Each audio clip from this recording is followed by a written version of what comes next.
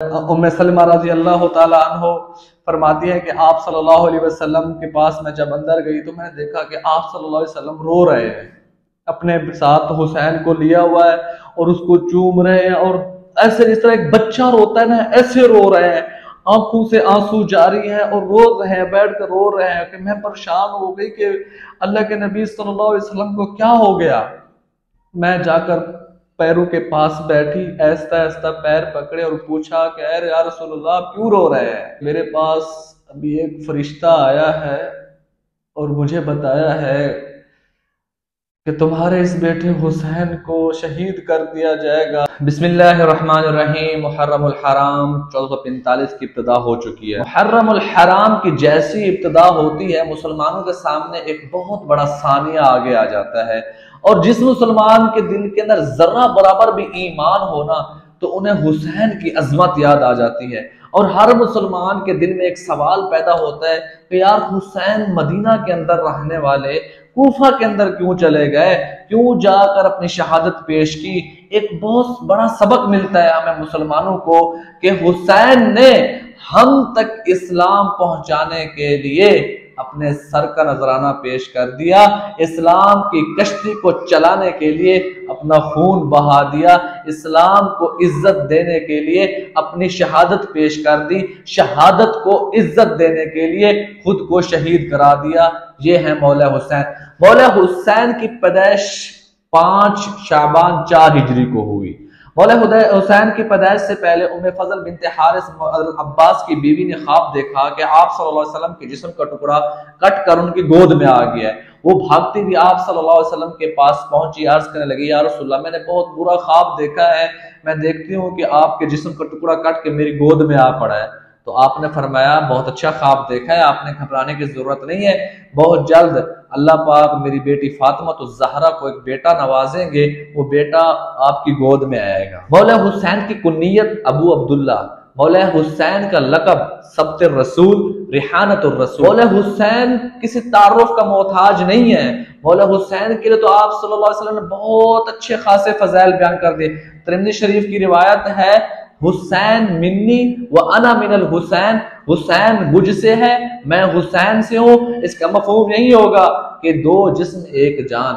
حسین سے جس نے محبت کی اس نے مجھ سے محبت کی، جس نے حسین سے بغض رکھا اس نے مجھ سے بغض رکھا، جس نے حسین کو شہید کیا اس نے میرے دل پہ وار کیا، جس نے حسین کے خلاف لشکر کشی کی اس نے میرے خلاف لشکر کشی کی، جس نے حسین کی اقتداء کی اس نے میری اقتداء کی، جس نے حسین کی مخالفت کی اس نے میری مخالفت کی۔ یہ ہے مفہوم اس حدیث کا کہ حسین سے محبت کرو۔ مشکات شریف کی حدیث ہے احب اللہ من احب حسینا، اللہ سے اسی شخص نے محبت کی جس نے حسین کے ساتھ محبت کی۔ ایک قرآن پاک کی آیات پڑھ کے سناتا ہوں، من اطاع الرسول فقد اطاع اللہ، اللہ کی اتباع اسی شخص نے کی ہے جس نے رسول کی اتباع کی ہے۔ اور حدیث میں اللہ کے نبی نے کیا فرمایا، اللہ سے محبت اسی شخص نے کی ہے جس نے حسین کے ساتھ محبت کی ہے۔ جس نے حسین کے ساتھ محبت نہیں کی، جس کا حسین کے ساتھ تعلق مضبوط نہیں ہے، جس کے دل میں حسین نہیں بستا، نہ اس کا اللہ سے محبت ہے نہ اس کا رسول سے محبت ہے۔ حسین اسے کہتے ہیں۔ ابو ہریرہ رضی اللہ تعالیٰ عنہ روایت کرتے ہیں ایک دن مسجد میں آیا، اللہ کے نبی صلی اللہ علیہ وسلم تشریف فرما رہے تھے تو آپ صلی اللہ علیہ وسلم نے آواز دی میرا بچہ کدھر ہے، میرا بیٹا کدھر ہے؟ حضرت حسین بھاگتے ہوئے تشریف لائے، آپ صلی اللہ علیہ وسلم سے چپٹ گئے، اللہ کے نبی کو چومنے لگے، پیار کرنے لگے اور ہاتھ اٹھا کر دعا کرنے لگے، اللہم انی احبہ واحبہ واحب من یحبہ، اے اللہ تیرا یہ حبیب تیرا یہ نبی اس بچے سے پیار کرتا ہے، حسین سے پیار کرتا ہے، آپ سے بھی گزارش ہے آپ اس سے پیار کریں۔ ایک اور گزارش ہے کہ آپ اس سے پیار کرنے والوں کے ساتھ بھی پیار کریں، جو حسین سے پیار کرتا ہے آپ اس کے ساتھ بھی پیار کریں۔ ابو ہریرہ اس حدیث کے راوی ہیں۔ اچھا ایک اور حدیث ابو ہریرہ بیان کرتے ہیں کہ آپ صلی اللہ علیہ وسلم حضرت حسین کے زبان مبارک کو چوستے تھے، یمتص الرسول لعاب حسین کما یمتص الرجل التمرۃ، کہ جس طرح ایک بندہ کھجور کو چوستا ہے آپ صلی اللہ علیہ وسلم مولا حسین کے ہونٹ مبارک کو چوستے، زبان کو چوستے تھے۔ یہ ہے حسین، اسے کہتے ہیں حسین۔ اور اسی حسین نے جا کر دریائے فرات کربلا کی زمین کوفہ میں جا کر اپنی شہادت پیش کی. جو شہزادہ ہے جو مدینہ کے اندر بڑے پروٹوکول سے رہ رہا تھا, کسی چیز کی کمی نہیں تھی, لیکن باطل مقابلہ کرنے کے لیے آ گیا تو حسین حق کیسے چھپ سکتا تھا؟ حسین کیسے چپ کر کے بیٹھ سکتا تھا؟ حسین نے کہا کبھی بھی حق کا پرچم نیچے نہیں جائے گا. حسین نے حق کا پرچم بلند کیا اور جا کر باطل سے مقابلہ کیا, یہاں تک کہ حسین شہید ہو گئے, لیکن حق کے پرچم کو زمین پر نہیں گرنے دیا اور باطل کو بلند نہیں ہونے دیا. حق کے پرچم کو آسمان تک پہنچایا اور باطل کے پرچم کو زمین کے اندر روک دیا. یزید کو آج تک گالیاں پڑتی ہیں, حسین آج تک دلوں پہ راج کرتا ہے, حسین آج تک دل کے اندر آباد ہے. حسین کے ساتھ جو محبت کرے گا وہی کامیاب ہوگا, حسین کے ساتھ جو بغض رکھے گا وہی ناکام ہوگا. نہ حسین شیعہ کا ہے نہ حسین سنی کا ہے, حسین سب مسلمانوں کا ہے, اور وہی مسلمان ہے جس کے دل کے اندر حسین ہے, جس کے دل کے اندر مولا حسن ہے, جس کے دل کے اندر مولا علی ہے. اگر جس دل کے اندر مولا حسن, مولا حسین, مولا علی نہیں ہے اور اہل بیت نہیں ہے, صحابہ کرام کی محبت نہیں ہے, وہ کبھی ہو ہی نہیں سکتا.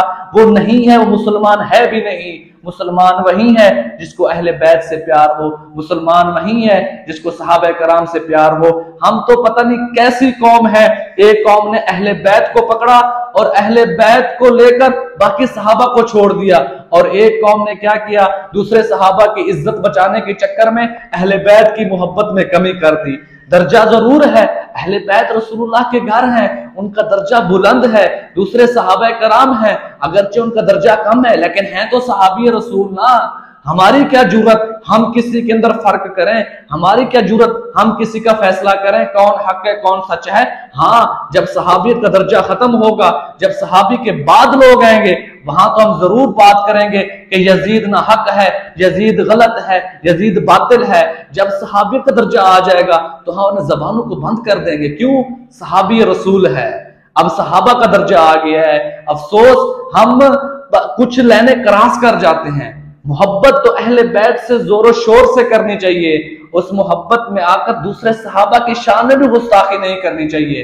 اہل بیت کی محبت تھوڑی زیادہ ہونی چاہیے, لیکن اہل بیت کی محبت اتنی بھی زیادہ نہ ہو جائے کہ صحابہ دوسرے صحابہ کرام میں غلط لگنے لگ جائیں. اہل بیت کا احترام محبت دل میں ہو, لیکن دوسرے صحابہ کرام کے محبت احترام دل میں ہو.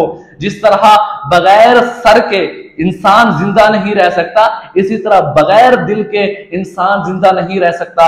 تم سر اہل بیت کو بنا لو لیکن دل صحابہ کرام کو بنا لو, دل بھی ہو سر بھی ہو. ایک مرتبہ عبداللہ بن عمر رضی اللہ تعالیٰ عنہ خانہ کعبہ کے ساتھ ٹیک لگائے بیٹھے تھے, آگے سے حضرت مولا حسین تشریف لائے. تو عبداللہ بن عمر رضی اللہ تعالیٰ عنہ نے ارشاد فرمایا, ھذا احب اہل الارض الى اہل السماء اليوم. یہ شخص جو تشریف لا رہا ہے نا, آج دنیا کے اندر جتنے بھی لوگ ہیں تمام انسانوں سے افضل بندہ تشریف لا رہا ہے, مولا حسین تشریف لا رہا ہے. حضرت علامہ جامی رحمت اللہ علیہ فرماتے ہیں کہ ایک مرتبہ آپ صلی اللہ علیہ وسلم کے دائیں ہاتھ میں آپ کے بیٹے ابراہیم, بائیں ہاتھ میں حسین سوئے ہوئے تھے, کھیل رہے تھے. جبریل علیہ السلام تشریف لائے, آپ صلی اللہ علیہ وسلم سے فرمانے لگے کہ اے محمد, ان میں سے ایک آپ سے جدا ہو جائے گا, آپ بتائیں آپ کس کو جدا کرنا چاہتے ہیں, کس کو اپنے پاس رکھنا چاہتے ہیں. تو آپ نے ارشاد فرمایا کہ اگر ابراہیم مجھے چھوڑ کر چلا گیا تو مجھے کو غم ہوگا, مجھے تکلیف ہوگی. اگر حسین ہمیں چھوڑ کے چلا گیا, علی کو بھی درد ہوگا, فاطمہ کو بھی تکلیف ہوگی, اور ان کو دیکھ کر مجھے بھی تکلیف ہوگی, مجھے بھی حسین سے محبت ہے. تو آپ نے فرمایا مجھے حسین چاہیے.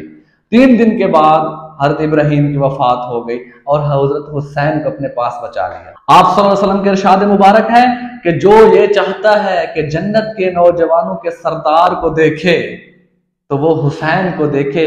حسین جنت کے نوجوانوں کا سردار ہے. اور ابو سعید خدری رضی اللہ تعالیٰ عنہ ایک حدیث فرماتے ہیں کہ آپ صلی اللہ علیہ وسلم فرمایا, ان الحسن والحسین سیدہ شباب اہل الجنہ. حسن اور حسین جنت کے نوجوانوں کے سردار ہیں. حضرت اسامہ بن زید فرماتے ہیں کہ میں ایک مرتبہ آپ صلی اللہ علیہ وسلم کے پاس گھر گیا رات کے وقت, تو میں ان سے بات کرنے کے بعد دیکھا کہ آپ صلی اللہ علیہ وسلم کی چادر کے اندر کوئی اچھل کود ہو رہی ہے۔ آپ صلی اللہ علیہ وسلم جب بات کر کے فارغ ہوئے تو میں نے عرض کیا یا رسول اللہ یہ آپ کی چادر کے اندر کون ہے؟ تو آپ نے وہ چادر ہٹایا تو ایک ہاتھ میں حسن بیٹھا تھا، دوسرے ہاتھ میں حسین اندر بیٹھ کے کھیل کود کر رہے تھے، آپس میں ایک دوسرے کو دھکم پیل کر رہے تھے۔ اللہ کے نبی نے ارشاد فرمایا ہاذان ابنیا و ابنتی، یہ میرے بچے ہیں، میرے بیٹے ہیں اور میری بیٹی کے بیٹے ہیں، مجھے اس لیے بہت پیارے ہیں۔ اور دعا فرمائی اللہم انی احبہما واحبہما واحب من یحبہما، اے اللہ پاک تیرا یہ محمد ان دونوں بچوں سے پیار کرتا ہے، تو بھی اس سے پیار کر، جو ان سے پیار کرے تو اس سے بھی پیار کر۔ کتنی بار بار اللہ کے نبی نے یہ دعائیں فرمائی ہیں، کتنی مختلف مجلسوں میں اللہ کے نبی نے یہ دعائیں فرمائی ہیں۔ ابو ہریرہ رضی اللہ عنہ ارشاد فرماتے ہیں کہ ایک مرتبہ ہم صحابہ کرام کی محفل مسجد میں بیٹھے تھے، اللہ کے نبی صلی اللہ علیہ وسلم گھر سے باہر تشریف لائے، ایک کندھے پر حسن کو بٹھایا ہوا ہے، دوسرے کندھے پر حسین کو بٹھایا ہوا ہے۔ ہمارے پاس پہنچ کر کہنے لگے صحابہ کرام کو فضائل بتانے کے لیے کہ یہ دو کندھے پر بیٹھے تھے، یہ عام شخصیت نہیں بیٹھی۔ کندھے پر اٹھانے والا کون؟ آقا دو جہاں رحمت للعالمین، جس کے لیے اس کائنات کو بنایا گیا ہے، ہمارے اور آپ کے نبی حضرت محمد صلی اللہ علیہ وسلم کندھے پر بیٹھے کون ہے؟ حسن اور حسین۔ یہ تو صحابہ کرام دیکھ کر سمجھ گئے تھے کہ یہ بڑے عظیم ہستیاں ہیں، لیکن اللہ کے نبی نے صرف دکھانے پر اکتفا نہیں کیا بلکہ صحابہ کرام کو یہ بات سنا دی فمن احبہما فبحبی ومن ابغضہما فببغضی۔ یہ دو لوگ بچے جو بیٹھے یہ عام بچے نہیں ہیں، یہ سردار ہیں، جنت کے نوجوانوں کے سردار۔ اے صحابہ کرام پوری دنیا تک میری بات پہنچا دو، جو حسن اور حسین سے محبت کرے گا اس نے مجھ سے میری وجہ سے ان دونوں کے ساتھ محبت کر لی، جس نے ان دونوں کے ساتھ بغض رکھا اس نے صرف حسن اور حسین سے بغض نہیں رکھا بلکہ میں محمد مصطفیٰ سے بغض رکھ لیا ہے۔ ایک مرتبہ امی جان حضرت فاطمہ رضی اللہ تعالی عنہا اپنے ساتھ حسن اور حسین کو لے کر آئی اور آپ صلی اللہ علیہ وسلم تشریف فرما تھے، عرض کرنے لگے اے ابا جان یہ حسن اور حسین ہیں، ان کو آپ اپنی طرف سے کچھ نواز دیجئے۔ تو آپ صلی اللہ علیہ وسلم نے فرمایا اما الحسن فلہ ہیبتی وسودتی، جہاں تک حسن ہے میں اس کو اپنا روب اور اپنی سوچ و سمجھ، جو میں سیاسی سوچ بصیرت رکھتا ہوں وہ میں نے حسن کو ہدیہ کر دی۔ وَأَمَّا الْحُسَيْنِ فَلَهُ جُرَّتِي وَجُودِي، جہاں تک حسین ہے اس کو میں اپنی بہادری اور سخاوت عنایت کرتا ہوں۔ پھر دیکھا حسین نے کیا کیا کمال، پھر وہ کربلا کی زمین نے بھی دیکھا، پھر آسمان نے بھی دیکھا، اور آج رہتی دنیا جانتی ہے حسین کی بہادری کو کہ اکیلے اور سامنے ہزاروں کا لشکر ہے اور ادھر سے اکیلے مقابلہ کرنے کے لیے ٹھہرا ہوا ہے۔ یہ ہے آپ صلی اللہ علیہ وسلم کی بہادری۔ حسین کے اندر جو بہادری تھی، مولا حسین کو جو بہادری عنایت ہوئی تھی وہ اللہ کے نبی صلی اللہ علیہ وسلم کی طرف سے بہادری عنایت ہوئی تھی۔ آپ علیہ السلام کی شہادت کا چرچا بچپن سے ہو چکا تھا، بچپن سے یہ بات مشہور تھی کہ مولا حسین کو ایک دریا کے کنارے ایک صحرا کے اندر شہید کیا جائے گا۔ یہ بات سب کو پتا تھی، سب صحابہ کرام جانتے تھے کہ یہ جو نوجوان ہے یہ رسول اللہ کی آنکھوں کا ٹھنڈک ہے، یہ بندہ اسلام کی خاطر، دین کی سر بلندی کی خاطر اپنی شہادت پیش کرے گا اور شہادت پیش کر کے اسلام کو، شہادت کو عزت بخشے گا۔ ایک بار آپ صلی اللہ علیہ وسلم کے پاس ام فضل بنت حارث حضرت عباس کی بیوی آئی، آپ صلی اللہ علیہ وسلم کی گود کے اندر مولا حسین بیٹھ کر کھیل رہے تھے۔ اللہ کے نبی صلی اللہ علیہ وسلم بار بار چوم رہے تھے اور آنکھوں سے آنسو جاری تھے۔ تو ام فضل نے پوچھا یا رسول اللہ آپ کیوں رو رہے ہیں؟ تو آپ روتے روتے جواب دیا ان امتی ستقتل ابنی ھذا، کہ میری امت، میری ہی امت میرے اس بچے کو شہید کر دے گی۔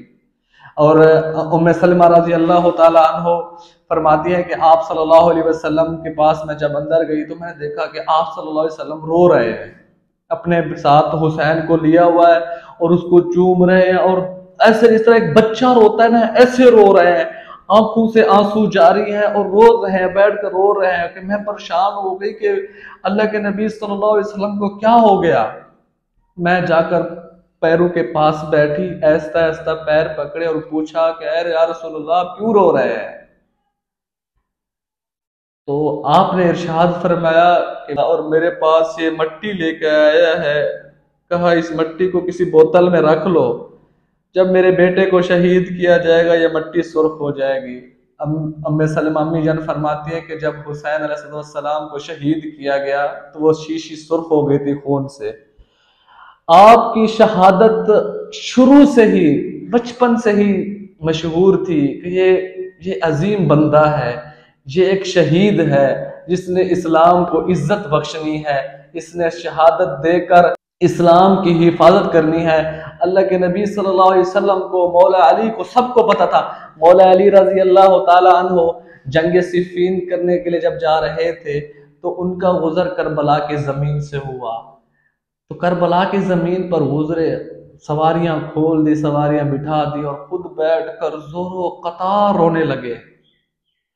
ایسے روتے رہے، کپڑے گیلے ہو گئے، داڑھی مبارک گیلی ہو گئی۔ صحابہ نے پوچھا کہ اے امیر المومنین مولا علی آپ کیوں رو رہے ہیں، کیا ہوا ہے، ہمیں بتائیں۔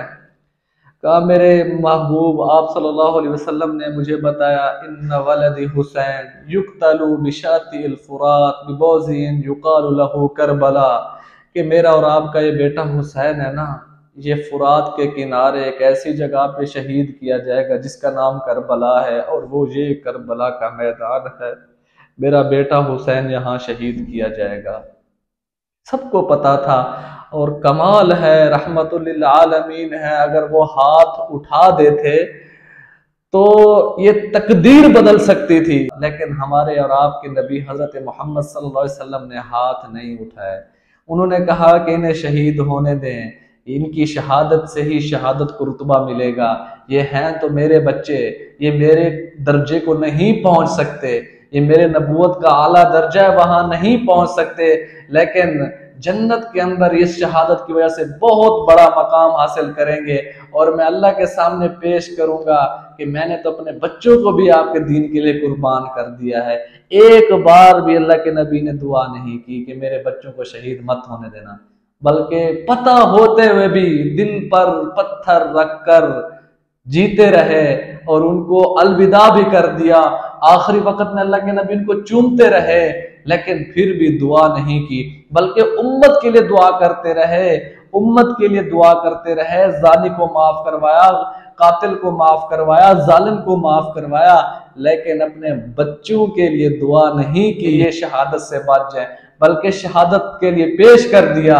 ہاں یہ درس ضرور دیا، احب اللہ من احب حسینا، ایسے اللہ کے نبی نے نہیں ارشاد فرمایا احب اللہ من احب حسینا، کہ اللہ سے وہی شخص ہی محبت کر سکتا ہے جس نے حسین سے محبت کی ہے۔